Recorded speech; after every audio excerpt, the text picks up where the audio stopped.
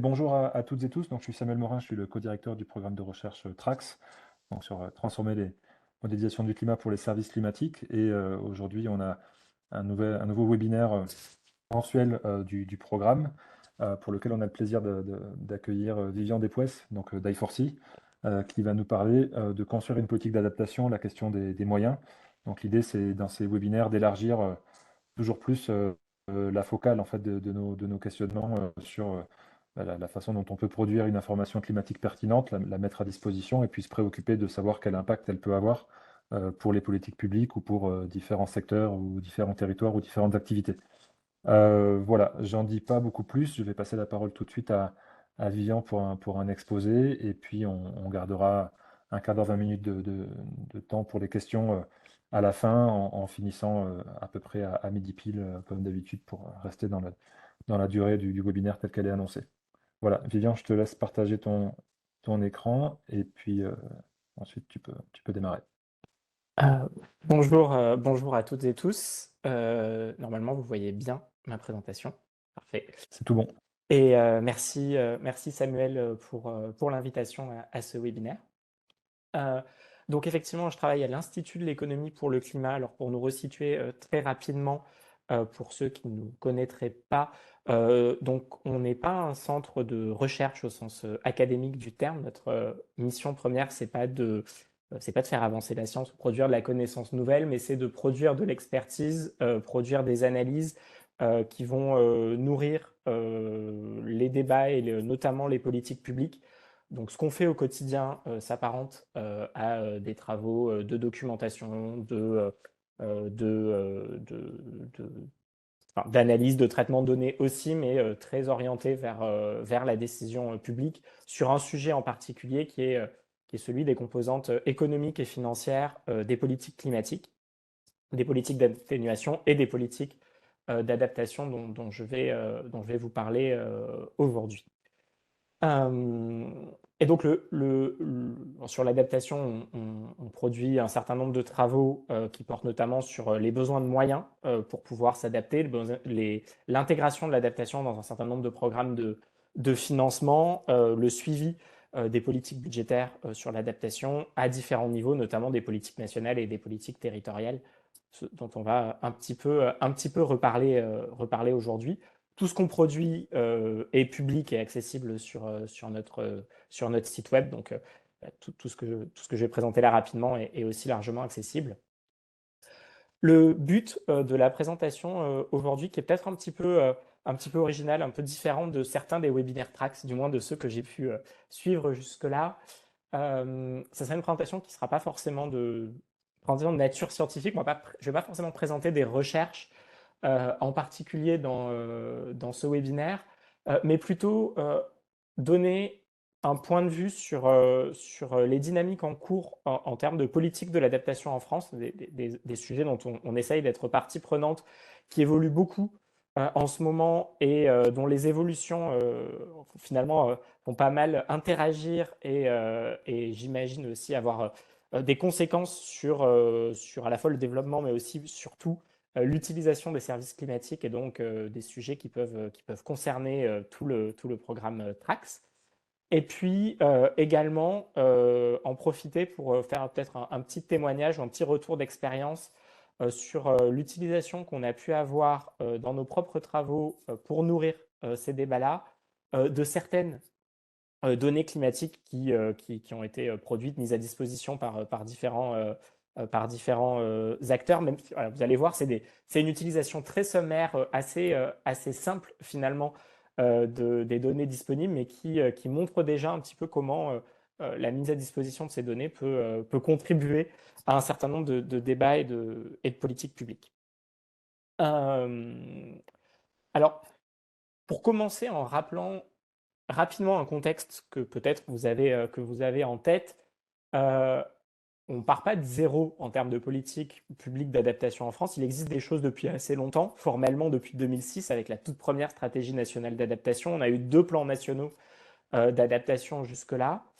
Ces documents, jusque-là, ils ont permis un certain nombre de choses, notamment en termes de préparation du terrain. Il y a eu un certain nombre de programmes d'expérimentation, il y a eu des avancées. Par exemple, les tout premiers, les premières plateformes de mise à disposition d'informations, elles sont aussi inscrites dans ces programmes-là. DRIAS, par exemple, était aussi en lien avec les précédents plans nationaux d'adaptation. Mais globalement, ça restait des politiques publiques, des documents assez peu connus de beaucoup d'acteurs, assez peu appropriés, au-delà de sphères plutôt restreintes. Moi, ça va faire une dizaine d'années que je travaille sur ces questions de politique d'adaptation. Jusqu'à il n'y a pas très longtemps, globalement, on avait un nombre d'interlocuteurs qui se réunissaient relativement facilement dans une salle et dont pas beaucoup avaient entendu parler en détail du plan national d'adaptation, mais en tout cas, on connaissait en détail le contenu. Nous, ce qu'on observe, et que vous avez peut-être observé aussi depuis à peu près 2 ans maintenant, c'est quand même un changement de dynamique assez fort, avec un intérêt et une présence de ce sujet dans un certain nombre de discussions, y compris à assez haut niveau, qui commencent à être manifestes. Alors, je pense qu'on pourrait, ça serait un travail de recherche d'ailleurs en sciences sociales probablement très intéressant, essayer de comprendre les raisons de cette évolution. Bon, il y a pas mal d'hypothèses qu'on pourrait faire. On peut, voilà, il y a eu le dernier cycle du rapport du GIEC, il y a eu surtout des événements climatiques récents qui ont touché assez fortement et qui ont interpellé assez fortement les canicules de 2019, les sécheresses, les grands incendies, qui ont été, et je pense que ça joue, en tout cas nous on l'a perçu comme ça dans beaucoup de nos discussions, qui ont été aussi accompagnés de l'évolution du discours scientifique sur ces événements, puisqu'il y a encore 10 ans, le discours, c'était quand même de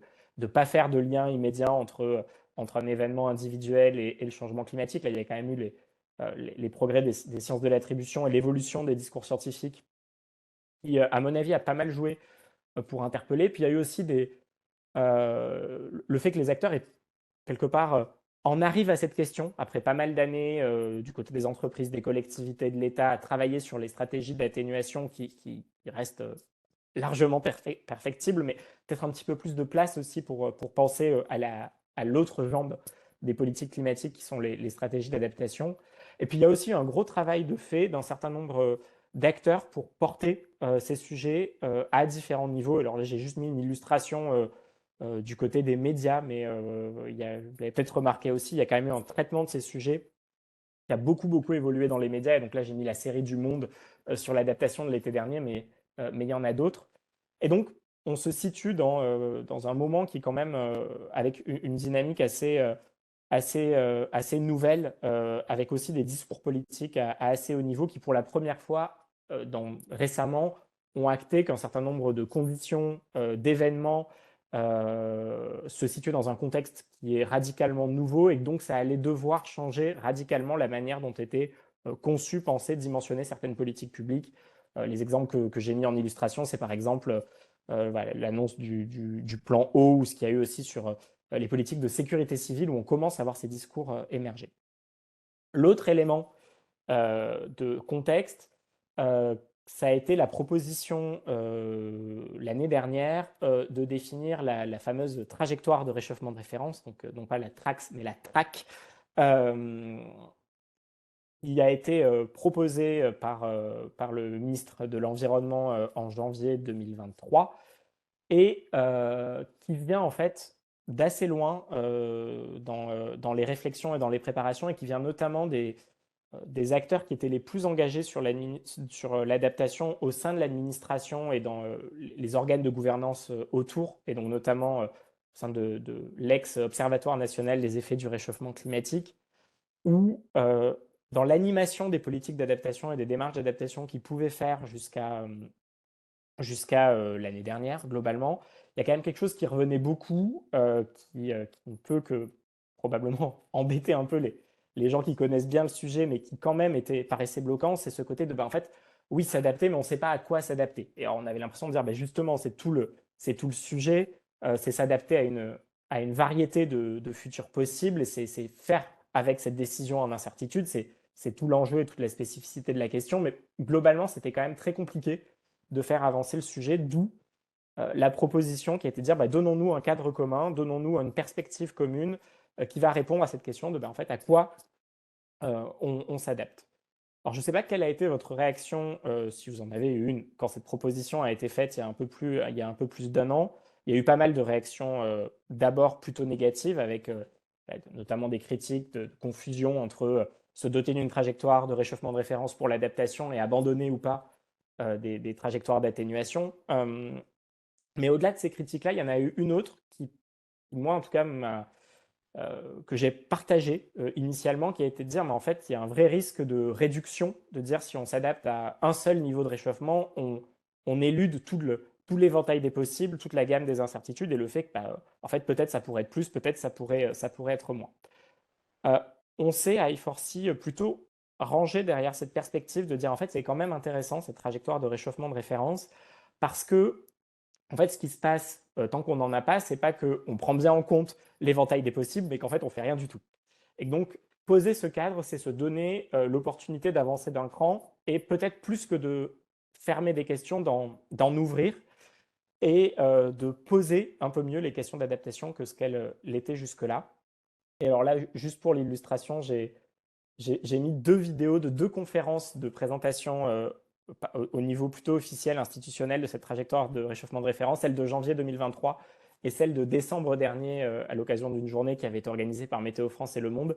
Et c'est assez intéressant d'écouter l'évolution des discours et aussi l'évolution de l'appropriation par un certain nombre d'acteurs de ces données-là, de ces problématiques-là, et de manière dont d'expliquer par exemple que voilà, est-ce qu'on raisonne en température moyenne, qu'est-ce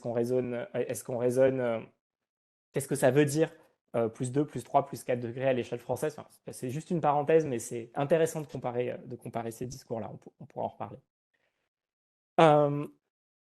Tous ces longs éléments introductifs pour dire qu'en fait, là, c'est là que nous, on a commencé le travail dont je voudrais un petit peu plus vous parler aujourd'hui, qui a été au moment où cette trajectoire a été proposée. Il y a eu un certain nombre de questions qui ont commencé à émerger d'un certain nombre d'acteurs, y compris d'acteurs qui jusque-là s'étaient assez peu intéressés à des questions d'adaptation au changement climatique. Et nous, par exemple, parmi nos interlocuteurs habituels à I4C, pas mal des acteurs qui se posent plutôt des questions économiques et des questions de finances publiques, des acteurs des directions budgétaires d'un certain nombre d'organismes publics ou de collectivités, du ministère des Finances, de ce type d'interlocuteurs-là qui se disent finalement se préparer à plus 2, plus 3, plus 4 degrés, considérer cette trajectoire de réchauffement, combien ça va nous coûter? Quelles vont être les implications économiques et financières de cette hypothèse-là? Initialement, c'est une question qui nous a semblé assez délicate et assez glissante parce que l'intuition qu'on peut avoir, c'est de se dire, mais en fait, définir une trajectoire de réchauffement, c'est en aucun cas définir un certain niveau d'adaptation et donc un certain coût de l'adaptation. Mais en fait, on est exactement dans ce que est fait pour générer cette proposition de trajectoire de référence, qui est de dire, en fait, ça vient ouvrir des débats. À partir du moment où on considère cette hypothèse de réchauffement, quelles questions il faut se poser et quel type de réponse on peut amener. Et donc, on a monté un projet avec un certain nombre de partenaires, dont vous avez les logos à l'écran, de partenaires qui ont soutenu le projet et de partenaires qui y ont participé, pour essayer d'évaluer les implications économiques de la trajectoire de réchauffement de référence et essayer de mieux situer en ordre de grandeur de combien on allait parler quand on allait parler de s'adapter au changement climatique, où allaient être les questions et quel cadre de raisonnement commun on pouvait proposer. Comme il s'agissait plutôt d'aider à poser des questions que de donner directement une vision complète de la réponse, on a centré notre travail sur 3 secteurs, l'agriculture, les infrastructures de transport terrestre et le bâtiment, qui nous semblaient des secteurs à la fois importants dans un certain nombre de choix politiques en cours et assez illustratifs de la diversité des questions. Et donc, on a travaillé dans les 12 derniers mois à cette analyse-là. Et donc, je vais vous présenter pas tous les détails, les résultats ne sont pas encore publiés, mais comment on a travaillé et à quel moment on a été amené à mobiliser des informations climatiques et puis aussi quel manque ça a pu mettre en lumière. De manière extrêmement schématique, quand on se pose la question des coûts de l'adaptation, il y a deux grandes familles de déterminants qu'on va être amené à regarder pour l'évaluer. Il y a d'une part tout ce qui va dépendre directement du niveau de réchauffement. Plus les impacts du changement climatique vont être importants, plus le niveau de changement climatique va être important, plus le volume d'actifs, d'activités, d'infrastructures, d'équipements, de bâtiments exposés peut être potentiellement grand, et plus le niveau de vulnérabilité de ces différents équipements, activités, infrastructures peut être important. Là, il y a une relation directe entre le niveau d'impact et les besoins, quelque part, d'adaptation. Et donc, on peut essayer de caractériser ce niveau. C'est la première partie du travail qu'on a commencé à mener. Le deuxième déterminant, qui est en fait beaucoup plus délicat et qui ouvre beaucoup plus de débats qu'il n'en clôt, c'est comment on choisit de répondre, quel est le type d'adaptation, avec des types de coûts qui vont être extrêmement différents d'une réponse à l'autre. Si on décide d'accepter le risque et de se préparer à gérer des crises, on n'aura pas du tout le même type de dépenses que si on décide de se mettre complètement à l'abri, de se protéger avec des installations en dur ou avec des solutions fondées sur la nature, etc. Et donc c'est aussi ce qu'on a voulu essayer de caractériser et de montrer dans l'étude, en commençant par cette question de l'estimation de la partie qui dépend directement du niveau de réchauffement. Et pour ça, donc sur chacun des trois secteurs, on a produit avec nos partenaires techniques des analyses très, comment dire, de vraiment premier ordre par rapport à ce sujet. Nous, ce qui nous intéressait là dans cette étude, c'est d'avoir des ordres de grandeur. C'est pas du tout dans le détail de situation et de faire des trajectoires socio-techniques de choix de mesures d'adaptation, mais plutôt de donner les grands enjeux. Et donc, la partie facile, c'est la partie sur le volume des actifs exposés, où pour le transport, pour le bâtiment et pour l'agriculture, on a commencé à se demander ce qui pouvait définir qu'un actif, par exemple, dans le cas qui est à l'écran, une route ou une portion du réseau routier était exposée à un risque climatique. Donc, on est allé chercher dans la littérature, en conduisant des entretiens avec des experts, en animant des groupes techniques avec des experts, en l'occurrence des réseaux routiers, mais on en a eu sur les réseaux ferroviaires, on en a eu sur le bâtiment et sur l'agriculture. Qu'est-ce qui définit qu'un actif est effectivement exposé? Et puis, de quelle information on dispose? Et donc là, on est assez simplement, j'allais dire, aller voir ce qui avait été mis à disposition sur Drias. Et puis même, on a eu pas mal d'échanges et d'interactions avec Météo France, parce qu'on a même dû mobiliser certaines données avant que tout soit disponible, pour faire des croisements finalement assez simples. Donc là, vous en avez à l'écran sur les portions de route exposées à des risques du type connaître des températures supérieures à 35 degrés en journée, parce qu'on a identifié dans la littérature que c'était un seuil qui était problématique pour les routes. Et donc voilà, on suit les évolutions. C'est vraiment des analyses très simples. Très simple, mais on se rend compte que par exemple, identifier le seuil de 35 degrés, ça a été relativement facile pour ce sujet-là parce qu'il était bien documenté. Il y en a beaucoup d'autres où on a eu plus de mal. Je mets d'autres exemples assez rapidement sur le côté bâtiment. Vous avez la liste des indicateurs qu'on a regardé avec l'Observatoire de l'immobilier durable à gauche, où on a essayé de faire des croisements sur la chaleur à partir par exemple, de données de caractérisation de l'îlot de chaleur urbain qui viennent de travaux de recherche, notamment du CNRM, du projet MAPUS et des suites de ce projet, avec des indicateurs qu'on trouve dans les jeux de projection qui ont été mis à disposition pour en fait, croiser combien de bâtiments, enfin combien de mètres carrés de bâtiments allaient être exposés à un niveau de risque qu'on a caractérisé avec les acteurs de la filière. On l'a fait sur des questions de risque de retrait-gonflement des argiles, des questions de risque inondation, des questions de feux de forêt. Encore une fois, c'est vraiment des premières approximations, mais qui nous ont permis d'établir à la fois des petites matrices d'exposition comme celle-ci et des premières cartographies qui nous donnent une première estimation des stocks d'actifs à risque. Il y a une étape ultérieure qu'on a essayé de faire, mais qui s'avère assez compliquée en fait à ce stade, et je vais y revenir, qui est au-delà de l'exposition, arriver à bien caractériser la vulnérabilité, parce que parmi tous ces mètres carrés de bâtiments, par exemple, ils ne sont pas tous vulnérables au même niveau. Il y a des bâtiments récents, il y a des bâtiments anciens, il y a des bâtiments de différents types.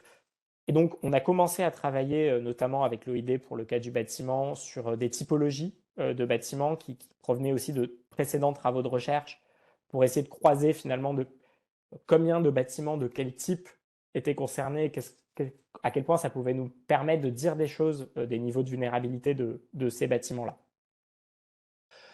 On a fait des choses relativement similaires sur l'agriculture avec un autre partenaire qui s'appelle Finres. Alors, relativement similaires parce qu'on est allé, ils sont allés un petit peu plus loin en ne regardant pas de manière statique des croisements entre des indicateurs climatiques et des indicateurs qui pouvaient nous renseigner sur l'exposition, mais en développant un modèle statistique à partir de processus d'apprentissage automatique qui a établi des liens entre un certain nombre de variables climatiques et des paramètres de rendement des cultures, ce qui a permis derrière, mais je ne vais pas rentrer dans les détails, de regarder l'évolution des rendements avec ou sans un certain nombre de mesures d'adaptation. Et donc pour ça, ils ont aussi mobilisé à la fois des données historiques, et donc le fait que des données historiques soient disponibles et accessibles a été extrêmement important pour pouvoir le faire à des pas de temps assez fins et à une maille assez fine, et les projections qui ont été mises à disposition l'année dernière. Donc ça, c'était le premier volet. Je passe un peu vite, hein, mais c'était la première partie, ce qui pouvait être directement lié au niveau de réchauffement. Puis la deuxième partie de la réponse, et c'est là qu'on a eu un peu plus enfin, où le sujet devient peut-être encore plus compliqué et plus déterminant pour notre question des coûts de l'adaptation, ça a été finalement quel type de réponse d'adaptation on regarde.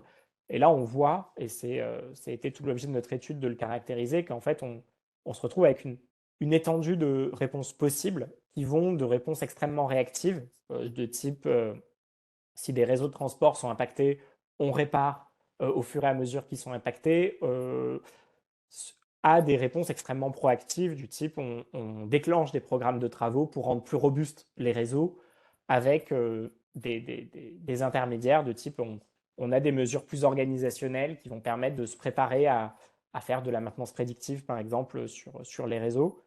Même type de considération sur le bâtiment ou sur l'agriculture. Et donc, quelque part, l'équation du coût de l'adaptation, c'est une équation qui permet d'une forme de somme qu'on essaye de minimiser dans le temps entre des mesures proactives, des mesures réactives et puis un certain niveau d'impact résiduel qu'on n'aura pas évité. Sachant que voilà, tout anticiper peut souvent amener à du surinvestissement, donc ce n'est pas non plus l'objectif, et que situer ce niveau-là, en fait, c'est tout le débat de l'adaptation dans lequel on rentre tout juste aujourd'hui, et qui en fait c'est beaucoup plus de l'ordre du choix collectif, des préférences collectives qu'on va avoir, que quelque chose qui va automatiquement dépendre d'un certain niveau de réchauffement et donc de risque.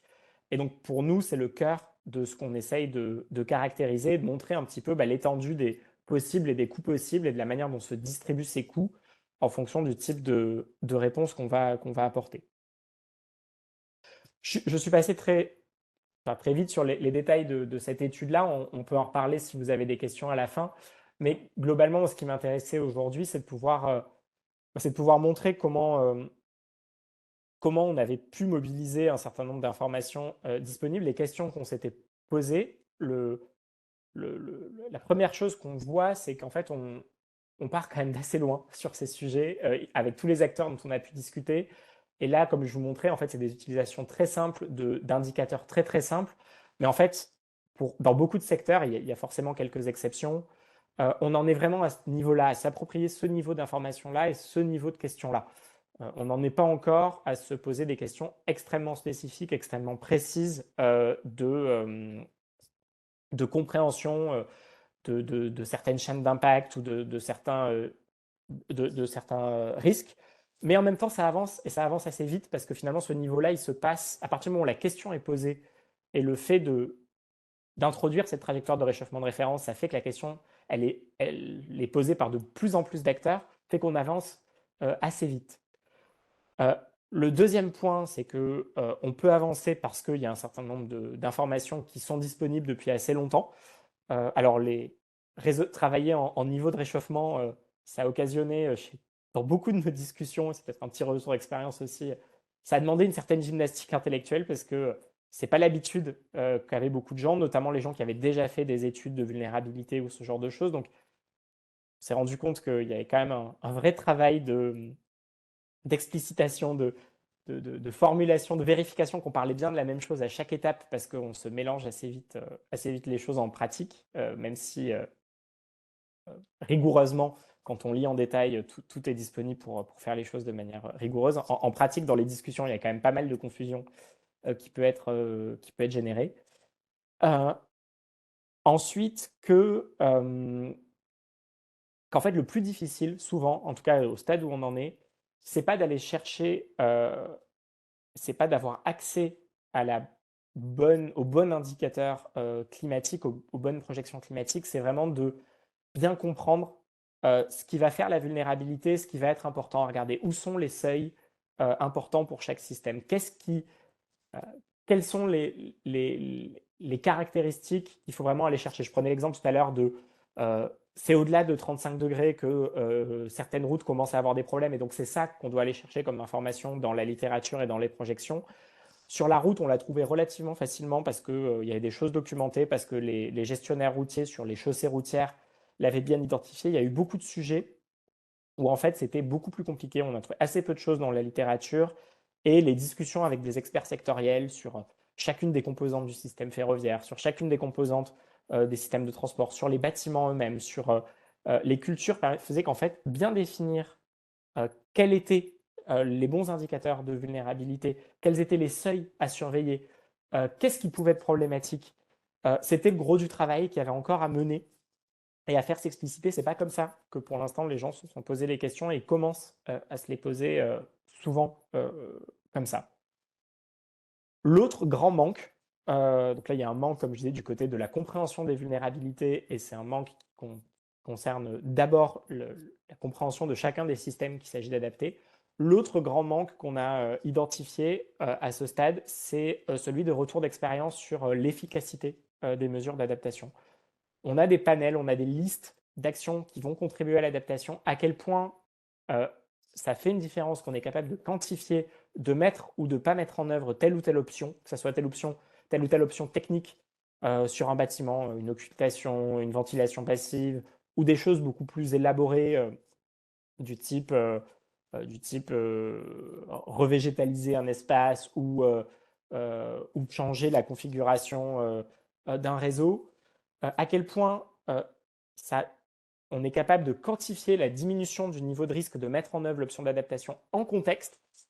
C'est un champ d'études et de caractérisation qui reste aussi très très émergent, et je pense que c'est un des champs dans lesquels il va y avoir énormément de besoins et d'échanges entre les communautés qui manipulent la donnée climatique et les communautés qui vont plutôt travailler sur les solutions, parce que ça va être un petit peu la base pour aussi être capable de faire ce que nous, économistes, on aime bien faire, qui sont des analyses co-efficacité, de voir à quel point ça vaut le coup ou pas de mettre en œuvre telle ou telle option. Et donc, pour donner qu'un seul exemple, dans le bâtiment, on se rend compte qu'on commence tout juste et il y a besoin de conduire des simulations thermiques dynamiques de bâtiments dans leur environnement, avec ou sans certaines caractéristiques, avec ou sans certaines techniques implémentées, en interaction avec l'environnement climatique urbain. Et donc là, on a des sujets avec déjà des projets de recherche qui existent, hein, mais qui commencent tout juste à passer du côté des acteurs plus techniques, de savoir comment on est capable de matérialiser, de suivre, d'instrumenter aussi en situation réelle ce genre de réponse de mesures d'adaptation. Et c'est vrai sur à peu près tous les secteurs. Je pense que c'est vrai sur les réseaux, c'est vrai sur l'agriculture et sur d'autres secteurs également. Le point auquel je voudrais arriver pour la toute dernière partie de ma discussion, c'est que toute cette dynamique qui a été préparée par des travaux de recherche d'assez longue date et qui est en train de s'étendre par les évolutions plus récentes, elle va concerner beaucoup beaucoup d'acteurs différents, des collectivités locales, des entreprises, des acteurs techniques, beaucoup de parties de l'administration et des opérateurs de l'État aussi, que dans cette large gamme de personnes et d'institutions, certaines sont habituées de longue date à manipuler ce type d'informations, ce type de données. On peut penser à certains grands gestionnaires d'infrastructures, notamment les acteurs de l'énergie.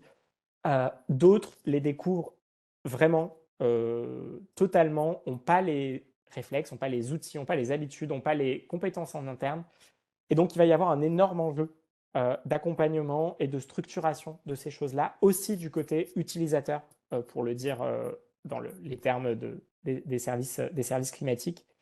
Et donc, ça nous renvoie, nous, à des travaux qu'on mène aussi à I4C, qui est celui, en fait, de caractériser non plus seulement les enjeux de moyen terme, essayer de comprendre combien ça va coûter à terme de s'adapter, de prendre certaines décisions, de s'engager dans telle ou telle voie, mais aussi qu'est-ce qu'il y a besoin de faire maintenant, qu'est-ce qu'il y a besoin de mobiliser à très court terme comme moyen, et notamment comme moyen budgétaire.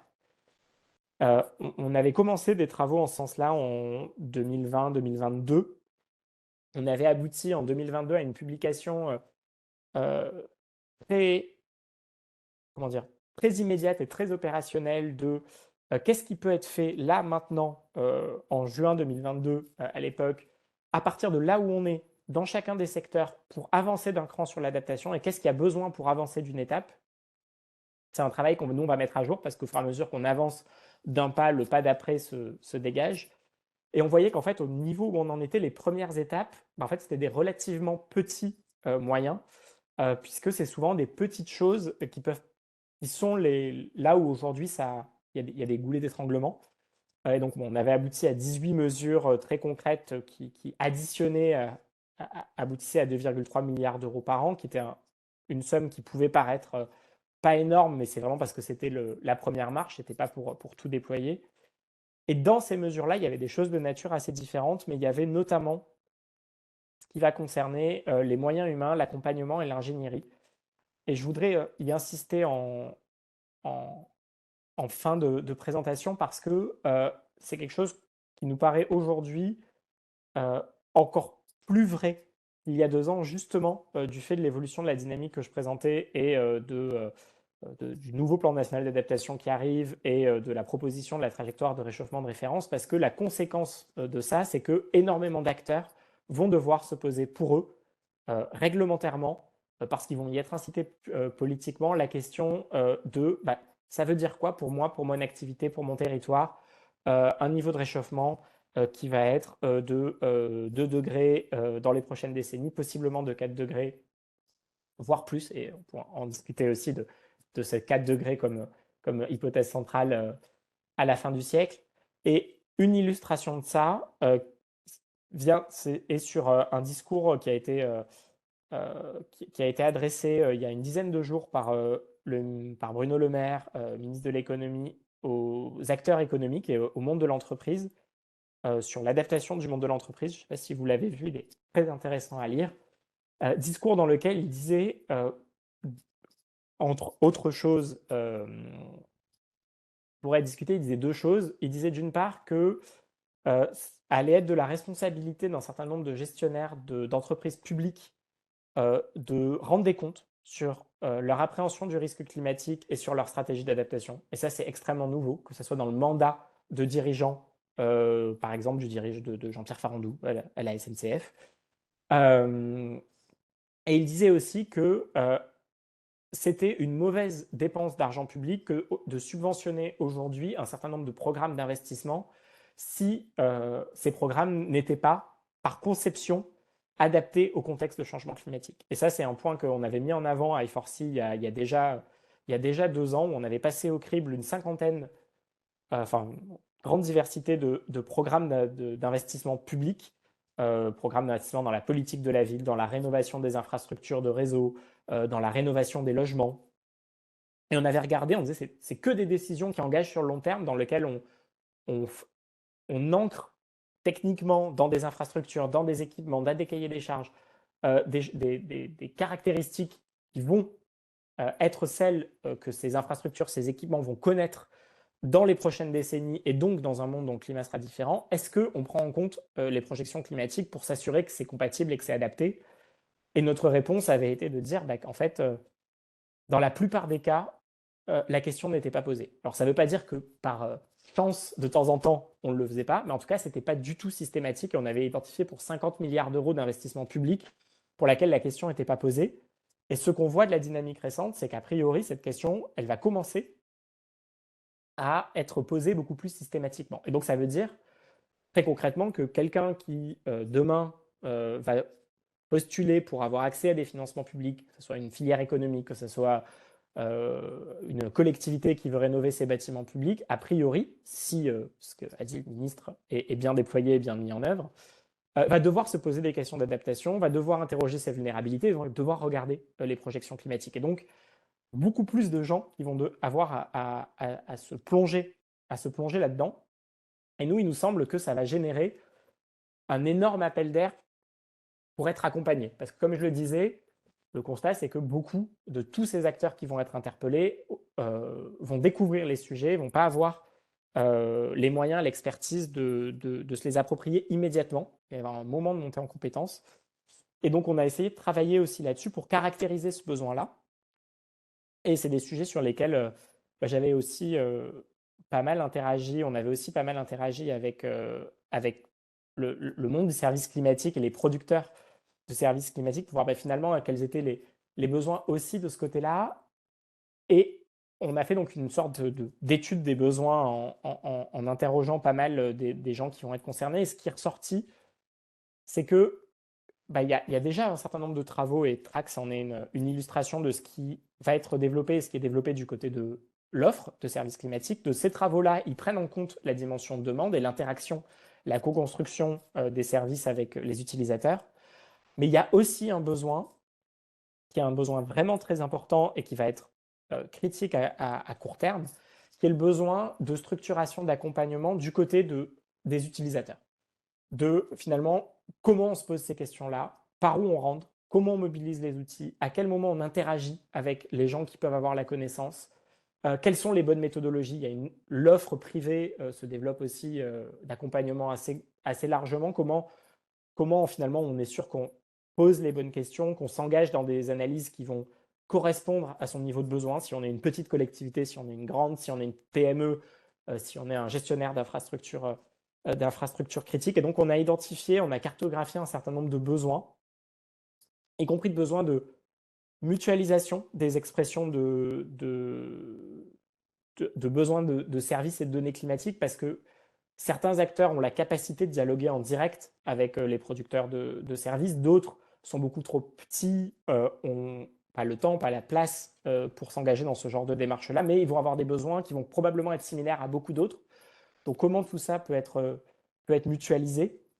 Et donc on a abouti à la petite cartographie de besoins côté utilisateur que vous avez affiché à l'écran et que je ne vais peut-être pas détailler in extenso, mais voilà, avec à la fois une porte d'entrée, un premier contact, un premier référent quand on se pose des questions, une aide à la conception de la démarche, une aide pour mobiliser les bonnes compétences, les bons services, les bonnes données, euh, un espace pour aider à mutualiser les besoins, un espace pour être sûr que ce qui a été développé dans certains projets, sur des one-shots, reste accessible largement et partageable.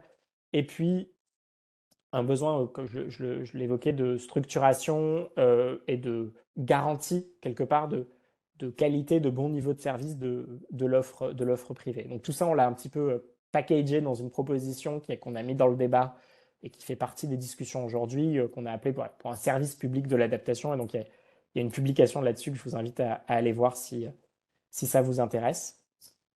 Et dans laquelle, et je pense que c'est ma dernière diapo, dans laquelle on regarde aussi, on est allé voir ce qui existait à l'étranger comme organisme ou comme organisation qui jouait ce rôle-là de structurer et d'apporter un accompagnement structuré du côté utilisateur d'informations climatiques.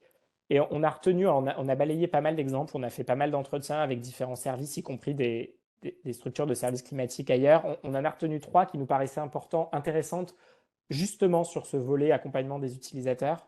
le cas écossais, où c'est une association qui a une forme de délégation de service public par forme de contrat pluriannuel qui est renouvelé par l'État, d'accompagner les territoires et les entreprises dans leur démarche d'adaptation, qui s'appelle SNIFA pour ceux qui connaissent.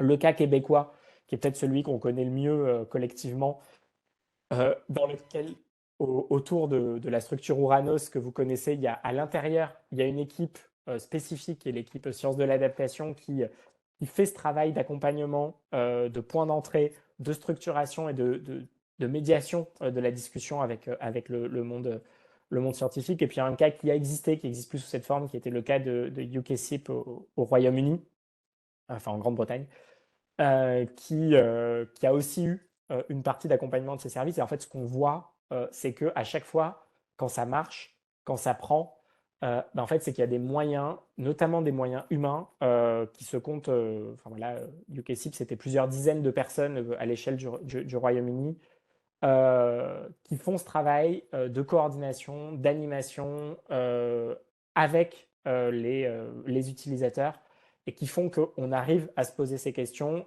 à bien évaluer ces vulnérabilités et donc à aller mobiliser la bonne information pour poser des questions d'adaptation du type de celles que je posais au début qui vont être aussi celles qui vont définir le niveau de coût et le niveau de besoin d'adaptation au final.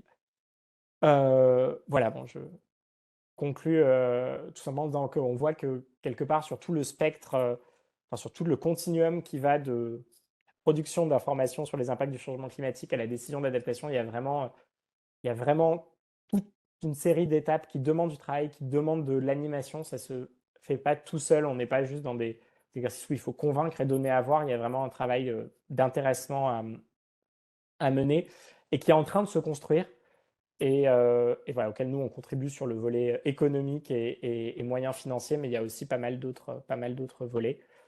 Toutes nos publications sur le sujet sont accessibles. Celles sur les coûts de l'adaptation dont je parlais au début vont vont être publiées dans le courant du mois de mars. Et, euh, et je m'arrête là. Très bien, merci beaucoup Vivian, ouais, c'était très, très complet et puis très riche et en résonance avec ce qui est prévu dans le cadre du programme Trax, sans nul doute. Euh, sur cette base, on ouvre la période de questions, donc n'hésitez pas à vous signaler dans le chat en particulier si vous souhaitez prendre la parole. Aurélien Rib. Bonjour Vivien, merci beaucoup. Du coup, j'avais une petite question sur cette fameuse trajectoire de référence et le choix de fixer comme ça des seuils, en fait. Il y a une différence, donc en fait, c'est des questions qu'on se pose dans la communauté depuis longtemps, mais il y a une différence par rapport à l'approche chronologique et par rapport à d'autres choses qui ont été mises en avant, par exemple dans le rapport du GIEC, qui sont un peu l'étude des scénarios vraiment défavorables dans lesquels il y aurait un réchauffement un peu plus rapide que prévu, ou il y aurait certains types d'événements extrêmes un peu plus forts que prévu. Et donc en fait, un certain nombre de gens dans la communauté, en tout cas vraiment VG1, sciences base physique, met en avant l'importance d'étudier des possibilités peu probables mais à haut risque. Et donc finalement, voilà, de ton point de vue, et donc je ne sais pas si ça rentre très facilement avec cette idée de fixer un niveau de réchauffement à l'avance. Peut-être parce qu'en fait, quand tu fixes le niveau de réchauffement, tu ne fixes pas non plus toutes les caractéristiques du climat. Donc, il reste encore un peu de marge de manœuvre pour ça. Mais quand même, voilà. Donc, il y a ce risque de perdre ça. Est-ce que, voilà, qu'est-ce que tu as un commentaire à faire là-dessus? Ouais, alors, moi, c'est vraiment la première. Enfin, je pense que c'est aussi la première question qu'on s'est posée. Peut-être plusieurs éléments de contexte et, enfin, c'est pas de réponse, mais qui peuvent nourrir cette discussion. D'abord, c'est intéressant de noter qu'au tout début, quand on regarde les premières prises de parole et de propositions autour de cette track, il était mentionné que possiblement il y aurait plusieurs scénarios possibles et pas qu'un seul. Et avec peut-être un peu plus de détails, on voit que c'est des choses qui se sont un peu perdues au fur et à mesure des mois, et je pense qu'en fait, qu'ils se sont perdues face au constat de la difficulté de l'exercice de communication un peu politique autour de cet objet-là. Parce que, enfin, il y a beaucoup de choses qu'on peut discuter autour de l'action collective sur le climat, mais pense que le portage de cette proposition, il a quand même fait bouger pas mal de choses et il n'a vraiment pas été simple parce que enfin, il a nécessité un énorme exercice de pédagogie sur ce que ça veut dire que considérer des futurs climatiques possibles.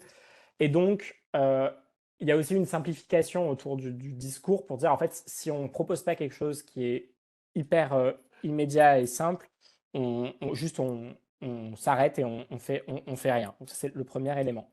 Ensuite, sur le fait que quand même regarder que cette option-là et notamment pas regarder les scénarios au-delà ou des cas plus averses dans les projections, c'est énormément revenu dans les groupes de travail de préparation du plan national d'adaptation. J'ai participé à plusieurs et c'est notamment venu, ce qui est un élément intéressant, des gens qui sont un petit peu plus avancés dans le questionnement sur l'adaptation. C'est énormément revenu des gestionnaires de réseau, par exemple, qui disaient, mais en fait, nous, on ne peut pas ne pas considérer au-delà, ne pas regarder les autres. Et avec des gestionnaires, par exemple, je pense à EDF, qui disent, mais en fait, nous, on le fait déjà, et heureusement. Et pour moi, ça veut dire deux choses. Une chose qui est quand même plutôt rassurante, qui est qu'en fait, le poser la version simple avec juste cette trajectoire-là, c'est la manière de mettre tout le monde en mouvement et de faire se poser les questions. Mais le moment où on commence à se poser vraiment les questions, un peu naturellement, on élargit le champ à la diversité des possibles et dans la discussion, on va voir au-delà. Et donc, je pense pas que moi, c'est le côté qui rassure un petit peu. Je pense qu'elle n'est pas si réductrice que ça, cette trajectoire-là. Euh, et bon, et le deuxième, c'est que c'est qu'il y a quand même besoin il y a quand même besoin ouais, d'un peu de mise en cohérence. Et donc, il y a aussi une question de est-ce qu'il faut proposer une manière de faire peut-être, je sais pas, des tests de sensibilité, des choses comme ça autour de cette trajectoire-là. Pour l'anecdote, c'est mon dernier élément de réponse, mais pour l'anecdote, il y a en réponse aux acteurs qui disaient mais nous, on veut aussi regarder au-delà de ce plus 4 degrés, euh, la réponse qui a été faite, c'est de dire, en fait, pour ne pas dire qu'on regarde vraiment les scénarios au-delà du plus 4, et c'est un peu ce que tu suggérais, on va aussi regarder les queues de distribution des impacts qu'il peut y avoir à plus 4. Bon, c'est une manière de traiter l'incertitude qui peut poser pas mal de questions. Les statisticiens nous diront si, enfin, vous me direz si c'est, voilà. Mais en tout cas, on voit que dans le débat, dès qu'on se plonge dans le détail, en fait, on n'est pas vraiment bloqué par cette trajectoire-là, que c'est plutôt, enfin, en tout cas, moi, je la lis comme ça, comme plutôt le point d'entrée qui donne une base sur laquelle on discute. Après, à mon avis, il faut rester vigilant au fait qu'elle soit pas, voilà, qu'on ne se bloque pas dessus. Ok. Merci beaucoup, Vivian. Dans l'ordre, ensuite, je crois que Isabelle Run avait demandé la parole.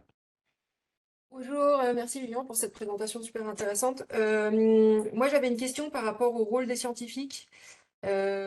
Donc, parce clairement, donc, il y a un réel besoin d'accompagnement qui va se faire notamment aux échelles territoriales, voire petites échelles territoriales, qui pour l'instant finalement sont un peu délaissées dans le sens où il y a pas forcément ni les moyens humains, c'est ce qu'on a compris localement, ni les moyens financiers d'ailleurs. Et du coup, alors nous, dans Trax, on estime, notamment avec le déploiement de services climatiques, que les scientifiques ont un rôle à jouer, mais comment, comment c'est perçu? Est-ce que, en fait, quand vous rendez des rapports à des dirigeants ou voilà, des décideurs, on va dire à des échelles nationales, comment c'est perçu, en fait? Est-ce qu'ils estiment que ce rôle doit être pris par le secteur privé, quelque part, avec des bureaux d'études, et qu'en gros, on va financer des expertises par des bureaux d'études? Ou est-ce qu'ils estiment que des scientifiques publics, du domaine du public, doivent jouer un rôle? Ou modèles intermédiaires que peuvent être les associations. Enfin voilà, et je mets aussi dans la balance les Grecs qui n'ont pas d'ailleurs un statut très très net pour l'instant. Voilà, quel retour quand on leur dit, ben voilà, il va falloir de l'accompagnement sérieusement, il va falloir mettre les moyens humains et financiers. Euh, oui, il y a une chose qui nous a paru assez importante et assez flagrante dans la deuxième partie là, du travail que je décrivais, c'est qu'il y a vraiment un. Enfin, qu'à ce stade, c'est pas clair pour beaucoup de monde de quel type de compétences il y a besoin et à quel moment. Et qu'on peut peut-être avoir tendance à penser que parce qu'un certain nombre de données, d'informations existent. L'accompagnement, l'adaptation, il va se faire naturellement. Nous, l'impression qu'on a eue, c'est que là où il y avait, à court terme en tout cas, un vrai déficit de moyens et d'accompagnement, c'est sur des démarches qui sont sur des types de tâches qui sont vraiment de l'ordre du design de processus, de la conduite d'un certain nombre de changements, de questionnements, et qui pour le coup sont, je ne suis pas certain, mais là c'est vraiment une question ouverte, que ça soit ce que la communauté scientifique soit le plus à même ou ait le plus envie d'amener. Par contre, c'est ce qui permet à un moment d'engager des vraies discussions, de mobiliser vraiment la connaissance et l'expertise qu'il va y avoir besoin à un moment. Et enfin, je vois que Camille a levé la main, je pense qu'elle pourrait aussi avoir des choses à dire sur ce point-là. Il y a pas mal de choses qu'elle a aussi étudiées. Donc, c'est quelque chose que nous, on essaye de dire aussi, de dire qu'en fait, il faut arriver à bien caractériser de quoi il y a besoin. Je pense qu'aujourd'hui, ce qui est entendu par les acteurs publics, c'est que il y a peut-être des endroits, notamment chez un certain nombre d'opérateurs de l'État, et ceux qui reviennent souvent, c'est l'ADEME, le CEREMA, qui pourraient jouer en partie ce rôle d'intermédiaire-là, que l'offre privée a très probablement un rôle à jouer aussi, mais à condition peut-être à un moment d'être organisé, précisé. Pour pas... Il y a aussi un risque, c'est de survendre des études qui serviront à rien, que tout le monde va faire 12 fois, dont on connaîtra les résultats un peu sur étagère et qui ne seront pas appropriés. Donc, je pense que ce besoin de moyens, il commence à être compris assez bien par nos interlocuteurs. Bon, après, on est dans un contexte où débloquer des moyens, et notamment des moyens humains, c'est pas hyper simple. Mais voilà, j'ai conscience que je réponds qu'à moitié à ta question. Mais je pense qu'en tout cas, nous, ce qu'on a essayé de mettre en avant, c'est qu'il y avait vraiment une diversité de types de besoins et de compétences, et qu'il fallait peut-être pas tout confondre comme étant. Enfin, je pense pas qu'il y ait aujourd'hui un type d'acteur ou un type d'organisme qui serait existant, qui serait à même de mobiliser l'ensemble de ce dont il y a besoin pour accompagner une vraie démarche d'adaptation en France. Merci beaucoup. On a 3 questions et je pense que il est possible qu'avec ces 3 questions-là, on arrive au bout du créneau. Donc, dans l'ordre, Rachel Jouan. Oui, bonjour, Rachel Jouan, du Bureau d'études climat adaptation consulting. Merci, Vivian, c'était vraiment très intéressant. Moi, je voudrais simplement, par rapport à cette traque-là de 4 degrés qui nous pose beaucoup de problèmes sur le terrain, je voudrais faire 2 témoignages.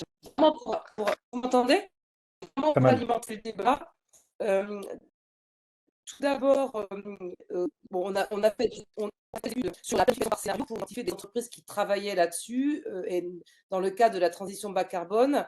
Et quand elles envisageaient le scénario plus 4 degrés, c'était donc un scénario de trajectoire, d'adaptation sans atténuation. Donc, c'est un peu ce qui est proposé par le ministre. Et quand on regarde dans le détail ces travaux-là, les entreprises ne faisaient pas véritablement comment dirais-je, ne donnaient pas précisément des détails là-dessus et n'envisageaient pas ces hypothèses-là parce qu'elles considéraient qu'on était dans un monde inconnu et qu'on n'arrivait pas à anticiper, sur lequel on ne pouvait pas se projeter. Et notamment la Poste, donc vous pouvez regarder les travaux de la Poste là-dessus, le 4 degrés, ils ne l'ont pas regardé. Deuxième témoignage, nous, on accompagne des territoires sur justement le TACT, c'est l'outil ADEME sur les trajectoires d'adaptation. Et dans ce cadre, on est amené à faire travailler les acteurs sur des niveaux d'impact croissants. Et donc, on a fait ça dans quelques territoires. Et notamment, je me souviens de l'avoir fait dans les Pyrénées-Orientales. Vous savez quelles sont les difficultés auxquelles est confronté ce département en France. Et très, très vite, on s'est retrouvé dans une espèce d'impasse avec des acteurs qui disent donc sur le niveau 3, donc qu'on peut estimer comme étant sur un niveau de réchauffement climatique, on est dans le désert et on ferme, on plie, on ne peut plus vivre. Voilà, c'est plus vivable. Donc là, Donc, moi, la question que j'ai par rapport à ça, donc, évidemment qu'on trouve des solutions et pour sortir d'une bonne manière de cette situation, mais il n'empêche que 4 degrés, euh, euh, c'est complètement conceptuel quand on regarde les chiffres et les courbes, mais la question à laquelle nous, on est confrontés en tant qu'accompagnants des territoires, c'est comment ça se traduit 4 degrés concrètement sur un territoire. C'est extrêmement difficile à imaginer. Et moi, il me semble que c'est bien d'avoir toute la donnée climatique et c'est très, très riche. Plus tout le reste, hein, notamment tout ce qui est aussi la communauté des satellites, etc., qui donnent des éléments extrêmement intéressants. Mais il n'empêche que quand on est sur le terrain, on a besoin de choses concrètes, humaines, de récits, etc. Et pour moi, c'est aussi un champ qui mériterait probablement d'être exploré parce que c'est très compliqué. Excusez-moi, j'ai été très longue, hein, mais voilà, je voulais témoigner de choses, de retours, d'expériences justement de consultants qui accompagnent concrètement sur le terrain. Je peux rebondir très très rapidement, parce que enfin, je partage et je pense que les démarches accompagnées là sont très intéressantes. Il y a peut-être 2 éléments, c'est que pour moi, c'est quand je disais finalement on est une dynamique émergente, le fait que tout le monde se pose la question avec le même cadre, ça fait aussi que ça clarifie une partie du monde dans lequel on va être, pas que scientifiquement, mais aussi parce que le fait que les uns et les, enfin, qu'il y a de plus en plus de monde on a fait des ébauches de scénarios prospectifs sur les 3 secteurs qu'on a travaillé. Et en fait, on voit que le fait qu'on pose les questions pour plein d'acteurs en même temps, de la même manière, fait que ça clarifie aussi un petit peu ce côté monde totalement inconnu. Mais je partage aussi. Et le deuxième, c'est qu'effectivement, quelque part, faut pas oublier la dimension trajectoire de la track. Et donc, finalement, c'est pas tant se préparer à plus 4 degrés que chacun se demande est-ce que Oui, ça vaut le coup de considérer 4 degrés maintenant? Et dans un certain nombre de situations, pour des décisions qui n'engagent pas à très long terme, ça vaut pas vraiment le coup de se regarder le 4 degrés maintenant. Il vaut mieux bien, voilà, le côté adaptatif de la solution. Mais je pense que ça pourrait être des discussions oui. assez longues. Oui, oui, parce que ça pose la question effectivement des niveaux de réponse. C'est-à-dire que pour que certaines choses soient faisables dans un monde à 3 à 4 degrés, il faut déjà initier des choses aujourd'hui. Et c'est là où c'est intéressant de considérer le scénario du pire, notamment sur les territoires en termes d'acceptabilité sociale de certaines solutions qui sont juste impossibles aujourd'hui, mais qui vont le devenir et qu'il faut préparer. En tout cas, nous, c'est ce qu'on voit. C'est le travail qu'on fait justement. Merci beaucoup. Alors, il y avait une demande d'intervention de Camille Jonchère, mais je vois qu'elle a baissé la main. Et par contre, il y avait Quentin Lejeune.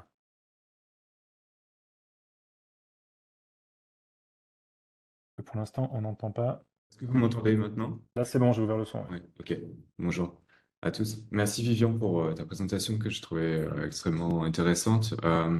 Juste pour essayer d'être rapide, j'ai essayé de me focaliser sur ce que je fais principalement, c'est-à-dire un peu l'étude focalisée sur la climatologie et les études d'impact dans le think tank Climate Analytics basé à Berlin dans lequel je travaille. Donc on travaille notamment sur un projet financé par la Commission européenne qui s'appelle Provide. Et j'étais content d'apprendre donc notamment que tu as mis en avant qu'il était important de quantifier l'efficacité des mesures d'adaptation, puisqu'on fait ça en partie notamment en milieu urbain pour essayer d'identifier à quel point les mesures de verdissement réduisent l'impact des vagues de chaleur. Donc on espère publier ça dans les prochains mois et aussi de créer un démonstrateur pour certaines villes. Donc ça, c'était un aparté. Et aussi, un autre sujet intéressant que j'ai trouvé, tu as mentionné l'importance de l'identification des seuils. Et on travaille aussi sur ces sujets, puisqu'on avait identifié, on partait du constat en fait que pour les acteurs sur le terrain, sur les études de cas dans les villes pour lesquelles on travaillait sur l'adaptation, c'était compliqué en fait de raisonner en termes de scénario d'émission. Ça voulait pas dire grand-chose pour ces personnes-là. Et qu'il était plus facile de partir en fait des niveaux d'impact sur le terrain et d'essayer de raisonner en termes de seuil. Mais une fois qu'on a essayé d'identifier des seuils qui étaient critiques pour l'adaptation, pour les impacts, en fait, on s'est rendu compte que c'était compliqué, qu'il n'y avait pas tellement de littérature là-dessus. Et ça résonne avec ce que tu as dit. Il y a des systèmes pour lesquels c'est facile d'identifier des seuils parce que c'est des systèmes physiques qui réagissent justement avec des seuils particuliers. Tu as mentionné les routes. Il y en a d'autres, je pense particulièrement des barrages, des digues qui sont au-delà, quand l'eau dépasse la digue, voilà, le seuil est atteint.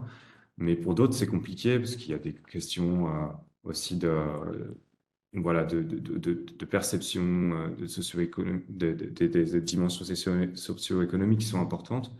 Et je me demandais pourquoi, en fait, c'est si compliqué de raisonner en termes de seuil. Est-ce que c'est parce que ce n'est pas des questions qui sont...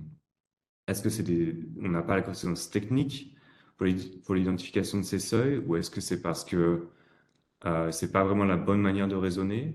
Est-ce que c'est plus compliqué que ça? Il n'y a pas des effets de seuil particuliers? Est-ce que c'est des évolutions plus compliquées que ça, avec des fonctions voilà, plus progressives, d'évolution des impacts plus progressifs? Je me demandais quelle était ta perspective sur le sujet. Oh, je pense que c'est une question de recherche en soi. Ok. Non, non, mais c'est une excellente. Enfin, c'est une question qu'on s'est pas mal posée aussi, mais je peux donner juste un élément de réponse. Je m'étais posé cette question moi, dans le cadre de ce que j'avais fait en thèse avec SNCF.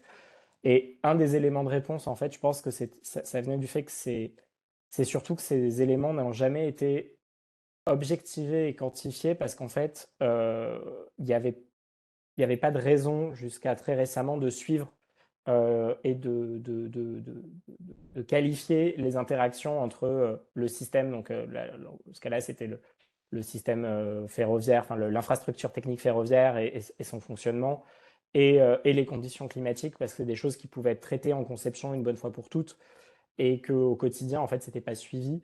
Et que par contre, dès qu'on faisait un travail pas de, comment dire, ouais, très qualitatif, d'aller voir, d'aller interroger les gens. En fait, les seuils, souvent, ils les connaissent, mais ils sont pas, il n'y a pas de base de données qui va les objectiver, les quantifier. Et donc, en fait, il y a un énorme travail qui est voilà, un travail très qualitatif, en fait, d'aller recueillir, objectiver, et trouver des métriques qui permettent de pouvoir raisonner avec. Et donc, si on se fonde sur les métriques, les bases de données existantes euh, de type incident et lien au climat, en fait, on se rend compte qu'elles sont incomplètes, pas forcément bien remplies ou pas adaptées à l'usage.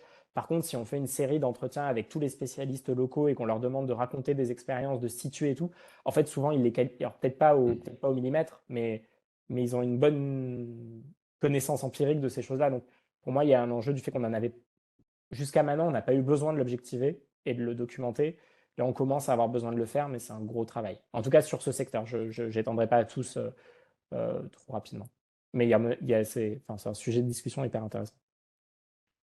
Merci, ça résonne aussi avec à peu près ce qu'on a découvert en discutant avec certains acteurs. Merci. Ok. Merci beaucoup, hein, merci pour toutes ces questions et cet échange à l'issue de l'exposé de Vivian. Donc on arrive au bout là, de ce créneau de webinaire, donc on remercie encore Vivian pour sa participation. J'espère que ça initie aussi des échanges, des discussions qui vont pouvoir se poursuivre, y compris dans le cadre de Trax.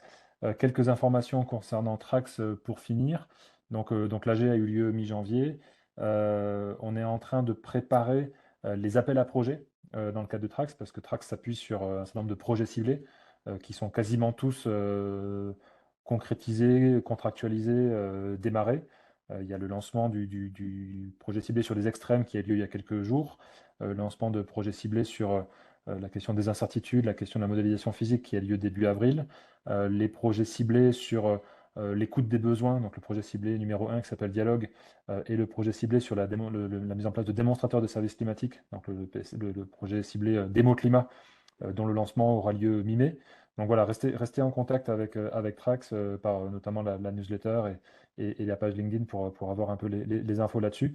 Et puis ce que j'évoquais à l'instant, c'est le fait qu'on est en train de préparer le volet appel à projet de Trax, donc qui sera implémenté par l'ANR, mais qui est co-construit avec l'ANR et qui permettra aussi d'élargir les organismes, les structures qui participent aux objectifs du programme Trax et pour lesquels on attend évidemment une extension aussi encore plus forte qu'aujourd'hui sur les sciences humaines et sociales, les questions d'impact, les questions voilà, d'articulation, de développement d'autres démonstrateurs de services climatiques qui répondront à encore plus de besoins que ce que Trax peut prendre en charge dans le cadre de ces projets ciblés. Voilà. Donc là aussi, restez connectés à Trax. Encore une fois, la newsletter, et la page LinkedIn, parce que toutes ces informations seront diffusées au fur et à mesure de la mise en place de ces prochaines échéances. Voilà, merci encore à toutes et tous, merci à Vivian, bonne suite de journée, et puis le webinaire a été enregistré et donc sera mis en ligne pour replay dans les prochains jours pour que vous puissiez le consulter ou le diffuser autour de vous. Voilà, merci encore et bonne suite de journée. Merci beaucoup, bonne journée.